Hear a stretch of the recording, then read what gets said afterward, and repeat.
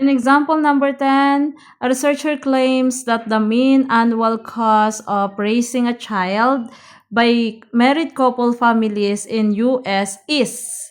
So if that is in HO. So mean is 14050. So this is your claim. And the opposite of equal is not equal to 14050. So that is number 1. Number 2 is the formula. Let us identify all the given. Mean is we already write it as 14,050.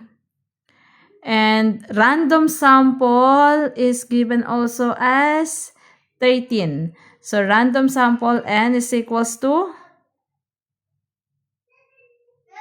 in a random sample married couples of mean annual cost raising is, okay, the sample is 500 children. So 500 children and 13,795 is your sample mean.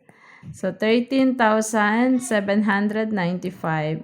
Then the level of the standard deviation is given here, which is 2875. 2875. And the level of significance given is 0.10. So the formula is z is equals to x minus mu over standard deviation over the square root of n. X is 13,795 minus 14015, which is your u, over standard deviation is 2875 over the square root of n, which is 500. So z is approximately negative 1.98. So this is your z. Next, in the third step is the table. One you need in the table is HA and the level of significance.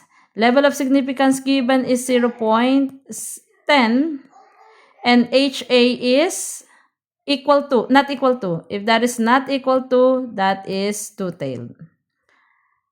Okay, so what is in the table? Two-tailed, 0.10, two-tailed, positive, negative, 1.645. Then in 4, your decision. How will you decide? Is based on your table, which is negative 1.6 and the other one is positive 1.6. Okay, draw the shaded region or the rejection region. Shade this rejection region. Then go back to your answer in Z. What is your answer in Z? Negative 1.98. So your Z is negative 1.98. 98. So what is negative 1.98? 0. I'll double check. 10. Okay. Negative 1.98. Where can you see negative 1?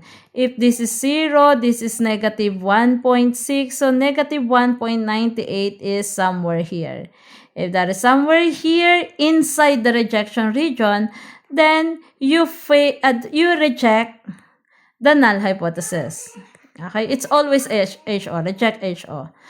So you reject the HO in your decision, and number 5 is your interpretation. In interpretation, you need the claim. What's the claim? And your decision. So your decision is to reject, and your claim is in, what's the claim?